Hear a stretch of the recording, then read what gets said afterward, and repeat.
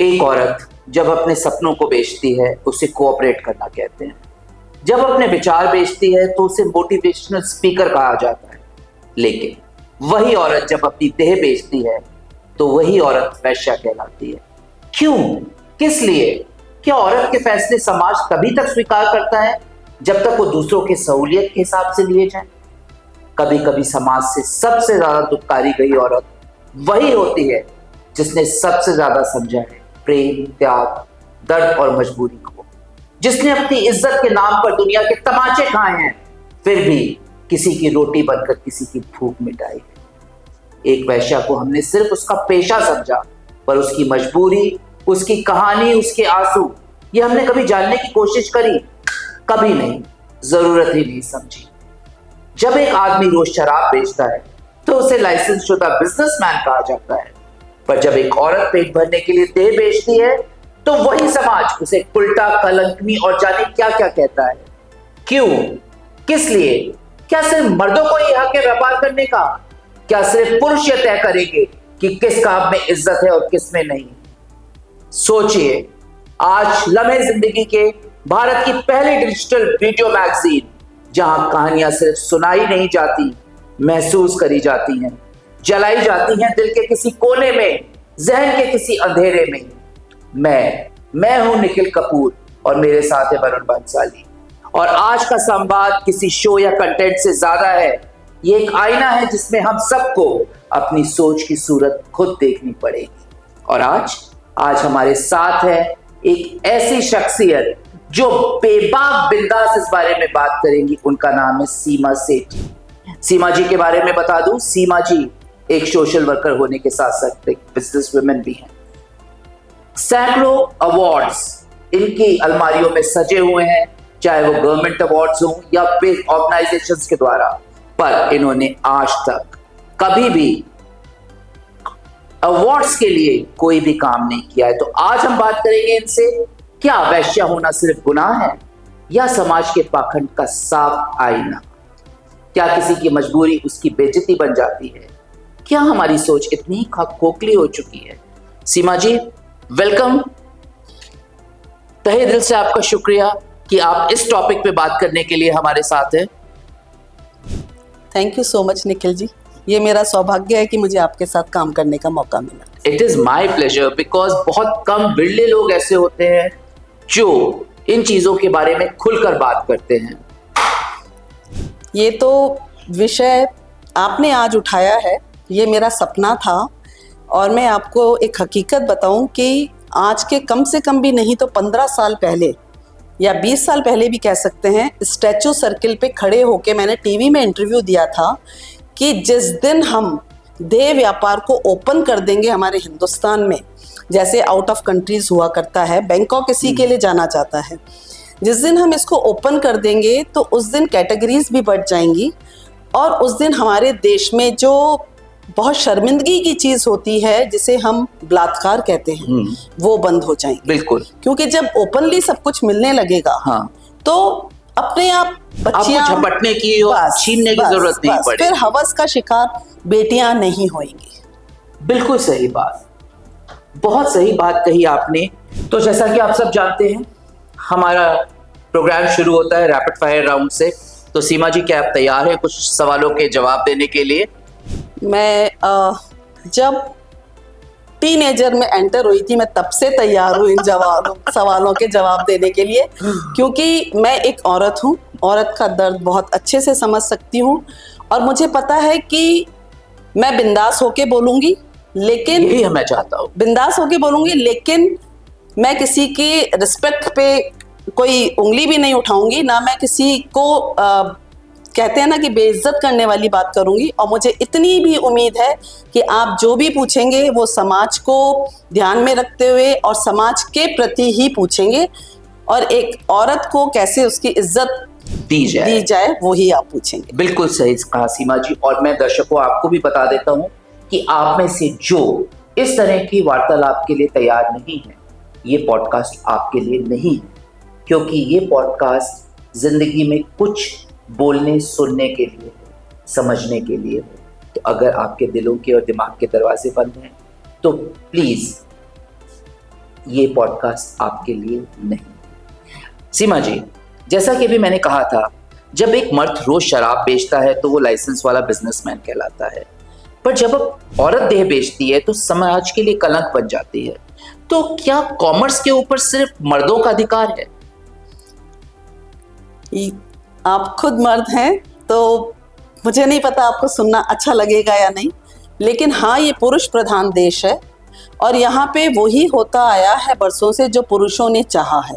लेकिन आज की औरत जब अपना हक और अपने लिए आगे बढ़ रही है तो उसे, अगर वो वैश्या नहीं भी है, अगर वो गलत काम नहीं भी कर रही है, तो भी उसे कलंकित कर दिया जाता है। हाँ। उसको कहीं ना कहीं इस तरीके से ठेस पहुंचाई जाती है जिससे वो डंप हो जाए, वो आगे ना बढ़ सके। तो मैं तो ये बोलूंगी, जो शराब का लाइसेंस है, वैश्यावृत्ति से पहले शराब का लाइसेंस बंद कर दीजिए। शराब का लाइसेंस बंद हो जाएगा तो वैश्यावृत्ति अपने आप बंद हो जाएगी। बहुत सही बात कही आपने। तो एक और चीज, देह बेचना पाप है तो उसको खरीदने वाला पुण्यात्मा कैसे हो गया? इसके लिए मैं एक छोटी सी स्टोरी बोलती हूँ, मुझे नहीं पता आपके पास वक्त है या नहीं। बिल्कुल। एक पुजारी था और एक वैश्या थी, दोनों ही भगवान की पूजा किया करते थे। पंडित जी जो थे वो जोर जोर से घंटी बजाते, आरती बोलते और उसका ध्यान बार बार वैश्या की खिड़की की तरफ उठता।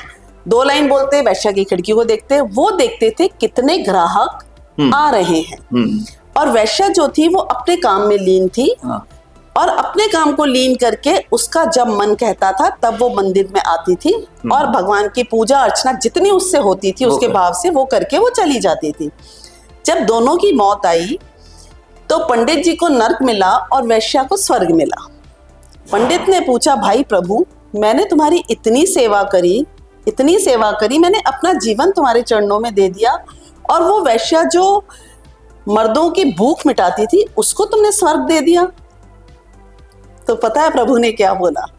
प्रभु ने बोला, वो अपने काम में आत्मा से लगी हुई थी, उसने अपने काम को इतनी लीनता से किया था कि उसको इस चीज की भी फिक्र नहीं थी कि प्रभु क्या कहेगा, क्या सोचेगा या क्या देखेगा। मगर तुमने अपनी जिंदगी मेरे चरणों में लगा करके भी हमेशा ये देखा कि उसके पास ग्राहक कितने आ रहे हैं, वो ऐसा काम कर रही है, वो ऐसे कर रही है, वो वैसे कर रही है। तो मुझे एक बात बता, जो अपने काम में लीन है, जो आत्मा से मेरा दिया हुआ काम कर रहा है, उस औरत ने नहीं किया था ये मजबूरी से, ये उसकी डेस्टिनी थी, ये प्रभु ने उसके कुंडली में लिखा था, इसलिए ऐसा होना था। तो जब वो औरत अपने काम को इतनी आत्मीयता से कर रही है तो मेरे भक्त, तू ये बता, तू भक्त या वो भक्त? तो मुझे लगा कि वही मेरा भक्त है, तो मैंने उसको स्वर्ग दिया और तुझे सुधरने के लिए नर्क दिया। बहुत बड़ी बात कह दी सीमा जी आपने। और ये फैक्ट है कि हमें कर्म करने हैं निर्लिप्त भाव से, और हम बाकी सब चीजों में तो ये मानते हैं कि ये हमारी डेस्टिनी है। तो फिर ये उस औरत की डेस्टिनी अगर है तो वो अपने उस कर्म को पूरी निष्ठा के साथ क्यों ना करे? अगला क्वेश्चन, देह व्यापार करने वाली औरत अगर किसी दिन मंदिर जाती है तो भगवान तो चुप रहते हैं, उसकी पूजा स्वीकार करते हैं, लेकिन सो कॉल्ड भक्त उसे धक्के मार कर मंदिर से बाहर निकाल देते हैं। तो धर्म किसका टूटता है, उसका या हमारा?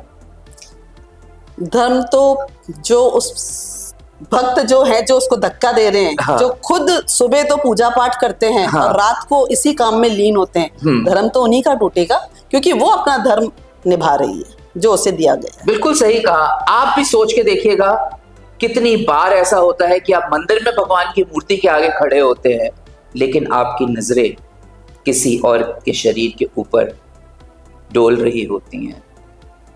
होता है कि नहीं? एक बार, सिर्फ एक बार अपने दिल पर हाथ रखकर खुद से यह सवाल पूछिए।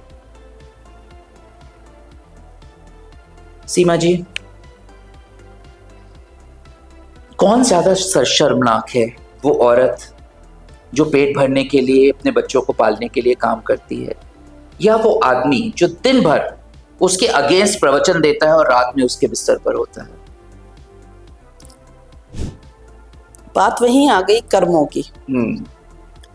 उसे जो कर्म दिया गया वो बहुत आत्मीयता से कर रही है, और जो कर्म उस मर्द को नहीं दिया, उसमें भी वो उसको टॉर्चर कर रहा है और वो अपने डेस्टिनी से भटक रहा है। भाई जो जो कर रहा है उसको करने दो ना शांति से, उसका कर्म है, वो उसका कर्म है। हाँ। है ना।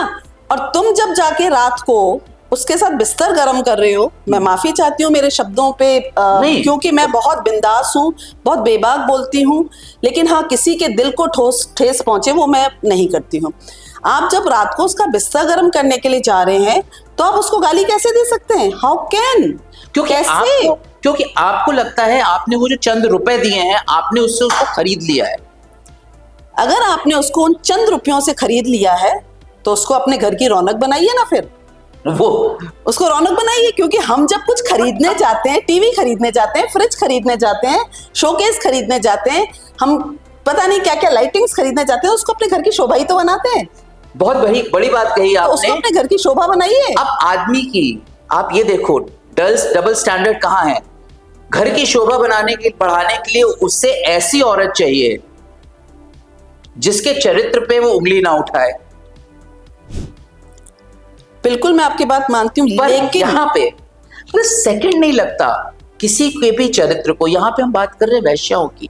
कई बार ऑफिस में, कॉर्पोरेट्स में हम अपने शब्दों से, अपने लहजों से औरत को इस तरह से नीचा गिरा देते हैं कि दुनिया की नजर में उसकी कोई वैल्यू ही नहीं रहती। बिल्कुल आप सच कह रहे हैं, क्योंकि ये पुरुष प्रधान देश है। ये चाहता ही नहीं है कि औरत आगे बढ़े, चाहता ही नहीं। आप किसी भी क्षेत्र को ले लीजिए, हर क्षेत्र में गलत ही गलत है। जहां औरत बढ़ना चाहेगी वहीं उसे दबा दिया जाएगा या उसे मजबूर कर दिया जाएगा कि वो उसके हवस का शिकार हो।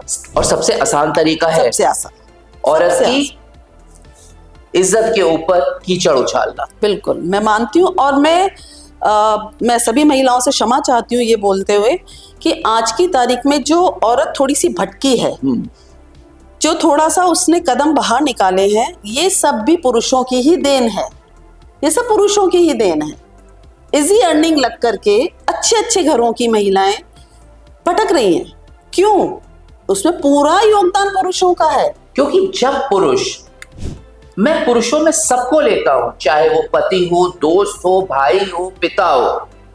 आप जब बचपन से बेटी को, बहन को, औरत को, पत्नी को एक इंडिविजुअल नहीं समझोगे तो कहीं ना कहीं वो चिल्लाएगी, चीखेगी, और जिस दिन वो टूटेगी उस दिन वो ज्वालामुखी फूटेगा। आज जो हो रहा है इंसिडेंट, हम थोड़ा सा टॉपिक से बाहर जा रहे हैं, कि लड़कियां पतियों के ऊपर और इनके ऊपर अत्याचार कर रही हैं, उसमें भी कहीं ना कहीं उनकी अपब्रिंगिंग या उनके पीछे कुछ ऐसी चीजें हैं जिन्होंने उनके अंदर इतनी ज्यादा घृणा और इतनी ज्यादा ये भर दी है कि वो कहीं ना कहीं जब टूटती है तो उसका असर गलत ही होता है। क्या कहते हैं आप इस बारे में? बिल्कुल सही कह रहे हैं आप। जब रबड़ खिंचता है, हाँ, तो वो जोर से टूटता है, और जब टूटता है तो वो बुरी तरह लगता है, उसी के ही मुंह पे लगता है जिसके लिए तोड़ा जाता है। बिल्कुल सही। तो हम आज अपने टॉपिक पे आते हैं। तो सीमा जी, पहला सवाल मैं आपसे ये पूछता हूँ कि जीवन में आपने ये शब्द वैश्या पहली बार जब सुना था तो आपने कैसे रिएक्ट किया था?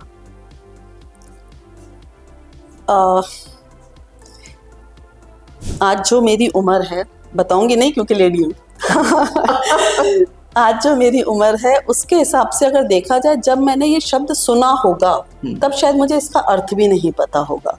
लेकिन जब मैंने उस उम्र में कदम रखा, जब मुझे इस शब्द का अर्थ पता था, तो मुझे ऐसा लगा कि जैसे जब मैंने इस पे बहुत सर्च किया है, बहुत पढ़ा है। मेरी जिंदगी के 2 टॉपिक थे, एक किन्नर और एक वैश्या।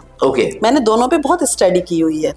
तो जब मैंने वैश्या पे काफी पढ़ा तो मुझे ऐसा लगा, जैसे बोलते हैं ना दुकानदार, फैक्ट्री वाला, जैसे बिजनेस के नाम से, जैसे कपड़े वाला, धोबी, बर्तन वाला, है ना, ऐसे जैसे दुकान के हिसाब से, उसके बिजनेस के हिसाब से उसको बोला जाता है, वैसा ही शब्द है वैश्या। वैसा ही शब्द है। हाँ, बिल्कुल, वो उसका व्यापार है। हाँ, पर हमने इसको इतना डिग्रेड कर दिया है कि बोलने में शर्म आती है। हम अपने बच्चों को रोकते हैं बोलने से। मुझे याद है कि जब मैं बहुत छोटा था, मेरे ख्याल से 12 साल का रहा होऊंगा, हमारे घर में किताबों का बहुत चलन था। तो उस ज़माने में तो क्या होता था कि आप समझ सकते हैं, इतने सालों पहले की बात कर रहा हूँ, कि मोहल्ले में कभी किसी लड़की की अगर 2 लड़कों के साथ दोस्ती है तो उसके लिए ये वर्ड बहुत, तो तब छज्जे होते थे घर के। तो हम बच्चे बड़े खड़े हुए थे और मजाक मजाक में बात कह रहे थे। तो हमारे पास में पड़ोस में एक लड़की रहती थी, तो मैंने बोला, अरे अरे वो है, वो वैश्या है। पीछे से मेरी दादी जी ने सुन लिया और उन्होंने मुझे पकड़कर एक बहुत तेज झापड़ मारा और बोला कि तुम क्या बोल रहे हो। मैंने कहा, अम्मा वो गंदा काम करती है ना, तो इसलिए सब उसको ऐसे कहते हैं। तो शी सेड के बेटा, तुम्हें पता है गंदा काम और अच्छा काम क्या होता है? आज तो ये शब्द इस तरह से किसी के लिए बोल दिया, आज के बाद नहीं बोलना, क्योंकि जिस दिन तुम इस बात का सही में मतलब समझोगे, उस दिन तुम्हें ये रियलाइज होगा कि हर औरत, चाहे वो माँ हो, बहन हो, बेटी हो, वही काम करती है, लेकिन हमारे समाज ने उसको बुरा बना दिया है। उसके बाद उन्होंने मुझे कुछ किताबें साल बाद पढ़ने के लिए दी और मुझे रियलाइज हुआ कि औरत अपने जन्म में कितनी तकलीफों से गुजरती है। मैं आपकी बात को काट के एक बात बोलती हूँ, धन्य है आपकी दादी माँ जो आज के इतने बरसों पहले भी इतने अच्छे विचारों की और इतने खुले विचारों की थी कि उन्होंने आपको इस शब्द का अर्थ बताया। बल्कि एक औरत ही औरत की दुश्मन होती है, वो चाहती तो वो उसको भी वही शब्द बोल सकती थी, लेकिन उन्होंने उस समय आपको इतना खूबसूरती से, इतने अच्छे तरीके से जो समझाया, उस समझ का ही आज रिजल्ट है कि आप इस टॉपिक को लेकर के मेरे सामने हैं। बिल्कुल फैक्ट है। आज जो मैं ये सब चीजें फील कर सकता हूँ, इसमें कहीं ना कहीं उन बड़े लोगों का हाथ है जिन्होंने सच्चाई को समझा और समझाया। और इसलिए बहुत ज़रूरी हो जाता है हम लोगों के लिए कि हम आने वाली जनरेशन्स को इन चीज़ों के बारे में सही से समझाएं, सच बोलें। Sex education is very important. लेकिन निखिल जी, मैं आपको एक बात और बताती हूँ, जो हम लोगों का टाइम था या जो अपन लोगों की उम्र है, ये चीज़ें वहीं तक ही बहुत गंदे रूप में ली जाती है और बोली जाती है। आज की जो जनरेशन है उसमें नहीं है ये सब। है? आपको लगता है? नहीं, मैं बताती हूँ आपको, जो हमारे बच्चों की जो अभी उम्र है, जो हमारे बच्चे हैं, उसमें नहीं है। उसमें कोई किसी को वैश्या नहीं बोलेगा। हाँ, कोई वैश्या नहीं बोलेगा। उनको भी पता होता है कि कौन सी लड़की क्या काम कर रही है और किस मजबूरी से कर रही है, तो वो कहते हैं लेट इट गो, ये उसका बिजनेस है, हम बॉदर क्यों हुए। Hats off to these kids. पर ये एक बहुत लिमिटेड बच्चे हैं जो एजुकेटेड फैमिलीज से आते हैं। बिल्कुल। अब I am talking about educated families, I am not talking about filthy rich families, I am not talking about middle class, low middle class family, educated family. There is a difference. क्योंकि आज भी आप एक दुकान में जाइए, कोई customer आता है, स्टाफ, मैं रोज का चीज को, अरे ये तो वो है, आप समझ रहे हैं? मतलब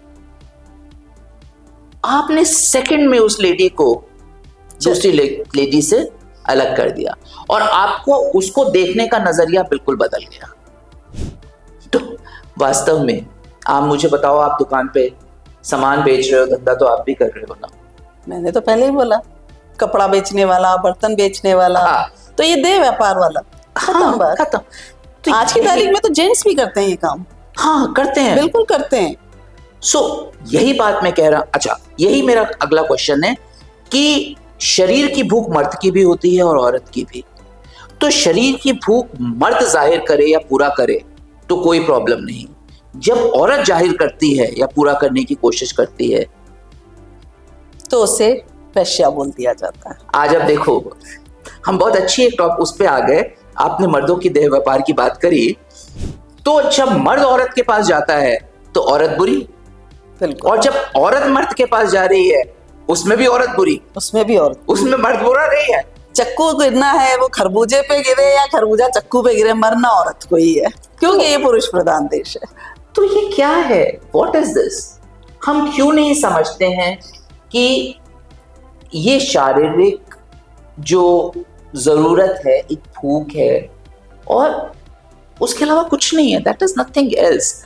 हम अगर अपने कैरेक्टर की, किसी के कैरेक्टर पे उंगली उठा रहे हैं तो पहले हम अपने आप को देखें, पहले हम ये देखें कि वास्तव में उसने किसी का बुरा किया है कि नहीं। आप उसके पास जाते हो, आधे घंटे को चले आते हो, ठीक है ना, वो आपको कुछ बुरा कहती है ना आपको कुछ भला कहती है, आपको वो आधा घंटा देती है, ठीक है, आपने उस आधे घंटे का पेमेंट लिया। जैसे आप उसके दिमाग से निकल गए, हाँ वैसे ही वो भी आपके दिमाग से निकल जानी चाहिए ना? बिल्कुल। आप जाके 10 दोस्तों में और बोलते हो। हाँ। अच्छा, दूसरी एक और चीज कि घर में यही पुरुष जब अपनी पत्नी के साथ बिस्तर पे होता है तो इसके रिस्ट्रिक्शंस होते हैं, ठीक है, लिमिटेशंस होती हैं, लेकिन यही जब जाता है पैसे देके औरत के पास तो उसके शरीर को बिना उसकी रजामंदी के हर तरह से रौंदता है। बिल्कुल, क्योंकि क्यों? क्योंकि वो वहां पैसे की ताकत से खरीद रहा है ना, बीबी को वो खरीद नहीं सकता।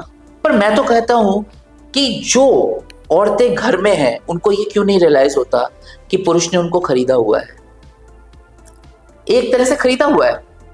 हाँ, शादी करके लाते हैं। पुरुष तो यही सोचता है ना, हम तो खरीद पुरुष लाए तो हैं। यही सोचता है कि हमारे खरीद गुलाम, लाए। हम हमारे गुलाम गुलाम। लेकर के आए हैं। आज की डेट में भी शादी के बाद औरत को बिस्तर पे ना कहने का अधिकार नहीं है। घबराती हैं कहने को अपने पति को कि ऐसा- अगर हमने ना कहा ज्यादा तो वो कहीं और चला जाएगा। माएं अपनी बेटियों को समझा के भेजती है कि पति को ना करने का तुम्हारा कोई अधिकार नहीं है, पर क्यों नहीं है? बोला जाता है कि अगर औरत ने ना किया तो कहीं और चला जाएगा। मैं तो आपको इतने सारे एग्जाम्पल बता दूंगी, ना नहीं बोलने के बाद भी मर्द तो निकले हुए हैं बाहर, वो तो बाहर निकले हुए हैं, उनका तो पेट ही नहीं भरता एक से। मतलब हमारे समाज में हो क्या रहा है, मैं मानती तो हूँ। मुझे बताओ, मर्द का पेट इतना बड़ा कि वो एक से नहीं भरता है और औरत का पेट इतना छोटा है कि वो एक से भर जाना चाहिए। उसको तो एक की भी जरूरत नहीं है। उसको तो अगर उसकी कोई मजबूरी नहीं है, वो अपनी किसी मजबूरी के कारण अगर इस धंधे में नहीं है, तो औरत को तो, औरत बहुत सहनशील होती है, बहुत कोमल होती है और बहुत समर्पित होती है। यही कारण है कि आज दुनिया में पुरुषों का अस्तित्व है। अगर ऐसा ना होता तो पुरुषों का अस्तित्व औरत कब का मिटा चुके होते। बिल्कुल, और औरत आज भी मिटा सकती है क्योंकि वो दुर्गा का भी रूप है ना, बिल्कुल चंडाल भी है, वो बिल्कुल मिटा सकती है, लेकिन उसके संस्कारों में, उसके खून में, उसके विचारों में उसे ये सिखाया और समझाया जाता है, जिस सिखाए और समझ को वो अपने जहन में लेती है और उसे अपना कर्तव्य समझ करके आगे तक चलती है। वो ये सिखाया जाता है कि तुम संस्कारित हो, तुम औरत हो, तुम्हारी ये लिमिट्स हैं। तो मैं ये कहती हूँ कि ये सब चीजें पुरुषों को क्यों नहीं सिखाई जाती? क्योंकि बचपन से पुरुष को ये सिखाया जाता है कि वो तो पुरुष है। तो मैं वही कह रही हूँ ना कि ये चीजें पुरुष को सिखाना एक माँ के लिए बहुत जरूरी है, एक पिता के लिए भी बहुत जरूरी है। जिस दिन हमारे समाज का बेटा, जिस दिन हमारे समाज का बेटा समझ जाएगा, उस दिन हमारी बेटियों पे किसी की मजाल नहीं की आंच आ जाएगी। तो यहाँ जरूरी है कि बेटियों से ज्यादा हम अपने बेटों को समझाएं कि बेटियों की इज्जत कैसे महफूज रखनी है, क्योंकि हम अक्सर इन चीजों में आंख कान सब बंद कर लेते हैं, हम बोलना ही नहीं चाहते। छोटी सी, हर माँ की तरह ये माँ भी चाहती है कि उसके बच्चे पढ़ें लिखें कुछ बने, और उसमें कुछ गलत नहीं है। वो अपनी पूरी जिंदगी, पूरा शरीर अपने बच्चों के लिए देती है, पर फिर क्यों डिस्क्रिमिनेशन होता है जब इन बच्चों को स्कूल में एडमिशन दिया जाता है? क्यों पेरेंट्स अपने बच्चों को इनके बच्चों के साथ नहीं मतलब आप क्या कर रहे हो? आप जबरदस्ती उस बच्चे को, अगर वो लड़की है तो उसको वापस वहीं ढकेलने की कोशिश कर रहे हो जहां से उसकी माँ उसे निकालना चाहती है। लड़के को आप उसके अंदर इतना अपनी माँ के प्रति, इसके प्रति इतना गुस्सा भर रहे हो जो कहीं ना कहीं पूरी तरह से गलत तरीके से निकलता है। और फिर आप कहते हो कि इनके तो खून में यही था, इन्होंने तो होना ही बनना ही ऐसा था। तो वो खून खराब कौन कर रहा है? समाज। बिल्कुल सही कह रहे हैं आप, समाज कर रहा है। और मैं इसमें एक बहुत स्वार्थ बता दूं मर्दों का। वो वैश्या की बेटी को इसलिए समाज में जगह नहीं देता, इसलिए पढ़ने नहीं देता, इसलिए उसको आगे नहीं बढ़ने देता, संस्कारित नहीं होने देता, क्योंकि कल भी तो उन्हें एक वैश्या चाहिए। तो आप ये भूल रहे हो, जैसे पुराने जमाने में कहा गया था कि हो सकता है सामने वाले की बेटी आपके भाई की बेटी हो, क्योंकि वो भी हो सकता है किसी दिन उसके पास गया हो। बिल्कुल। तो वहां रिश्ते नहीं है। बिल्कुल, रिश्ते आपके सिर्फ आपके घर तक है। बिल्कुल। तो इसमें तो दोष सिर्फ समाज का है। मैं तो आज जो हो रहा है उसके लिए भी समाज को ही दोषी मानती हूँ। और टॉपिक से थोड़ा सा हटके बोलूँगी, थोड़ा बहुत मैं औरतों को भी दोषी मानती हूँ। वो इसलिए दोषी मानती हूँ कि किसी एक से प्यार होना, किसी एक के प्यार में समर्पित होना एक अलग बात है। वो कभी भी किसी से भी हो सकता है। वो आप शादीशुदा हो तो भी हो सकता है, नहीं हो तो भी हो सकता है। वो एक अलग चीज़ है। लेकिन अपने शौकों को पूरा करने के लिए, अपने आप को हाई क्लास में उठने बैठने के लिए गलत कामों में जाना, वो भी गलत है। वो बहुत गलत है। जब हम ऐसा करते हैं और ऐसा जाते हैं तभी उंगली उठती है। और अगर हम ऐसा ना करके अपनी मेहनत से, मतलब मैं इस तरह की औरतों से जो अपने आप को हाई क्लास में बिठाने के लिए ये सब करती हैं, उनसे ज्यादा बेस्ट मैं उस गरीब वैश्या को मानती हूँ जो सिर्फ वैश्यावृत्ति करके अपने बच्चों को पालती है। बिल्कुल सही कहा आपने। और आज की डेट में बहुत सी ऐसी चीजें हैं जहां पे एक आम औरत अपनी मर्यादाओं को तोड़ रही है। ठीक है, अब मैं वर्ड भूल रहा हूँ, आजकल बहुत चल रहा है स्वाइपिंग। अब ये सब क्या है? आजकल मैं तो जयपुर में आई हूँ तब से सुन रही हूँ। तो ये क्या है? What is this? बड़े बड़े घरों का सुन रही हूँ। मैं तो जयपुर में आई हूँ आज से 30 साल पहले, 35 साल पहले जयपुर में आई थी। मैं तो तब से सुन रही हूँ ये सब चीजें। और इसको फिर हाई क्लास कहा जाता है। बिल्कुल, है ना? आप अपने घर से बाहर निकलते हो, कहीं पे XYZ के साथ एक रात गुजारते हो, घर वापस आ जाते हो, It's okay, doesn't matter। तो फिर उनको क्यों दोष? क्योंकि आपके पीछे आपकी का स्टेटस है आपकी। बिल्कुल।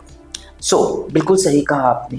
अगर आपके पास एजुकेशन है तो जिंदगी में अपनी एजुकेशन, अपने हुनर को आगे बढ़ाने का जरिया बनाइए, अपने शरीर को नहीं। शरीर को जरिया वो बनाते हैं जो मजदूर होते हैं, जिनके पास शरीर के अलावा और कुछ नहीं होता अपनी जीविका चलाने के लिए।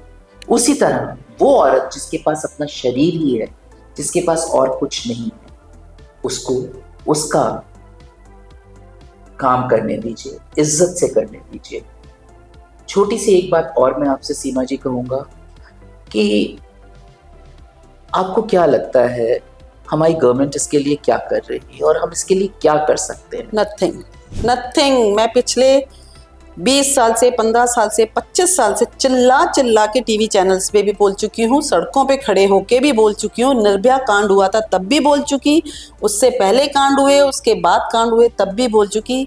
इसे ओपन कर दो, देह व्यापार को ओपन कर दो भाई। यहाँ से अब फिर वही बात आएगी, शब्दों का थोड़ा सा फेर है, फिर वही बात आएगी कि हम अपनी करेंसी बाहर जाकर के देते हैं। भाई ये तो बोला जाता है कि हम लोकल वोकल हों, ठीक है, हम अपने यहाँ का रुपया बाहर विदेशों में के सामानों को खरीद करके क्यों दे रहे हैं, ठीक है, तो हम बाहर की औरत को जाके काम में लेकर के यहाँ का पैसा वहां क्यों दे रहे हैं? आप डायरेक्टली जो कहना चाह रहे हो कि why the money goes to Bangkok Island? Yes, बिल्कुल। आप देह व्यापार को ओपन कर दीजिए। है कलकत्ता में बहुत है, ये पिक्चरें बनती है, रेड क्या क्या बनी थी पिक्चरें, गंगूबाई रेड, पता नहीं क्या क्या चीजें। तो वो पिक्चरें क्या है, वो चेहरा है समाज का, वो असलियत है। तो आप इसे ओपन कर दीजिए। जिस दिन ओपन हो जाएगा, हाई क्लास पे जाएगा, मिडिल क्लास को ढूंढेगा और लोअर को ढूंढेगा। तो उस समय आपके जो रेप होते हैं वो बंद होंगे। आज बिहार से, बंगाल से, नेपाल से, कहीं से भी जब कोई मर्द अपने परिवार को वहां छोड़ के यहाँ आता है और आने के बाद जब सो कॉल्ड शराब पीता है, तो फिर तो वो हवस का शिकार करता ही है, उसके सर पे चढ़ जाती है, क्योंकि उसका परिवार बाहर है और ये एक शरीर की जरूरत है जो इंसान को चाहिए। तो फिर रेप होते हैं। आप देह व्यापार को ओपन कर दीजिए। मैं फिर सरकार से रिक्वेस्ट कर रही हूँ, हाथ जोड़ के रिक्वेस्ट कर रही हूँ कि कर दीजिए। ये होगा तो आपके रेप कम हो जाएंगे। महिलाओं को अपनी लिमिट्स, अपनी सीमाएं पता चल जाएंगी और बहुत अंकुश हो जाएगा इस चीज पे। फिर वैश्या शब्द नहीं होगा। आप बहुत सही कह रही हैं। और अगर एक बार इसको लीगलाइज किया गया तो जहां तक मुझे लगता है ह्यूमन ट्रैफिकिंग का जो इतना ज्यादा है वो खत्म होगा, कम होगा, क्योंकि उस समय औरत अपनी मंजूरी से ये काम करेगी, उसे जबरदस्ती इसमें नहीं ढकेला जाएगा। और आज उन औरतों से जो ये व्यापार कर रही हैं, उनसे भी मेरी एक छोटी सी दरखास्त है कि जब उनके पास कोई बच्ची आती है इस तरह की जो इस व्यापार में नहीं पढ़ना चाहती है, तो उस बच्ची को कोशिश करके वापस, पर प्रॉब्लम यही है कि वापस करो तो कैसे करो, क्योंकि एक बार वो सीढ़ियां चढ़ गई तो परिवार भी उसे वापस नहीं लेना चाहता, समाज भी नहीं लेना चाहता। मैं बैठी हूँ, मैं अपने सीने से लगाने के लिए बैठी हूँ। तो अब देखिए, आपके पास, आपके सामने एक शख्स है जो इन बच्चियों को दिल से लगाने के लिए तैयार है। और मैं आपको एक बात और बताऊं, सीमा जी एक संस्था चलाती हैं आंचल, जहां पे 25-30 बच्चियां हैं जिनको बड़े, छोटे से बड़े तक, शादी तक सीमा जी ने कराई है और सीमा जी उनके लिए मां से कम नहीं।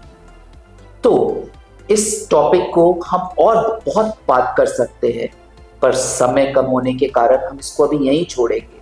लेकिन हम चाहेंगे कि आप एक बार कमेंट करके हमें बताएं कि आप इस बारे में क्या सोचते हैं, और हम, आप, सीमा जी, हम सब मिलके क्या कर सकते हैं इसके लिए, क्योंकि एज समाज का एक हिस्सा हमारा फर्ज बनता है उन लोगों के लिए कुछ करने का जो रिश्ते से नहीं, लेकिन है तो हमारी माँ, बहन और बेटियां।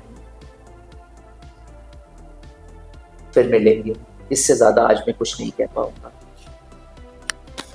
Thank you Seema ji, it was a pleasure being with you. Thank you.